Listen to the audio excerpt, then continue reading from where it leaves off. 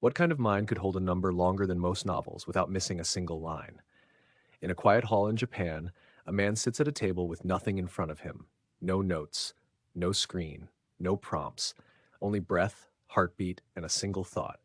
Then he begins to speak. 3.14159, and he does not stop. His name is Akira Haraguchi. To the outside world, he looks ordinary, soft spoken, reserved, almost invisible in a crowd. But inside his mind lives a river of numbers that never seems to end. Tens of thousands of digits of pi, memorized not as math, but as memory. Layered, vivid, alive. Pi is supposed to be unknowable, infinite, a symbol of what humans can never fully grasp. Yet here is one man calmly challenging that idea, digit by digit, hour after hour. As the clock ticks forward, the room grows tense. Each pause feels dangerous. Each breath could be the moment everything collapses. But it doesn't. Haraguchi doesn't calculate pi, he walks through it. He transforms numbers into stories, sounds, images, turning cold symbols into landscapes his mind can travel. A 7 becomes a color. A 9 becomes a character. Sequences form scenes. Scenes form journeys. Pi stops being a number and becomes a world.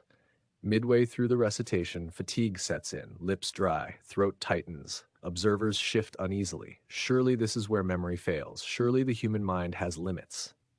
And then another rehook. The rhythm changes, his voice steadies, the flow resumes. Hours stretch on. Tens of thousands of digits pour out without a single correction.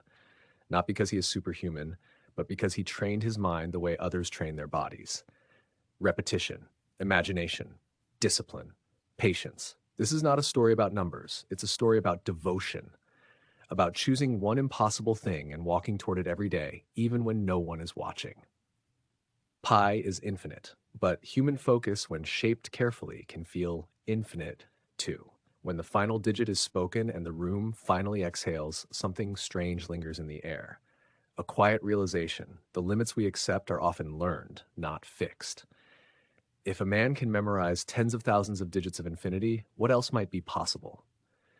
If this story sparked your curiosity, tap like, share it with someone who loves the impossible, subscribe for more stories like this, and tell me in the comments, what would you try if you believed your limits were flexible?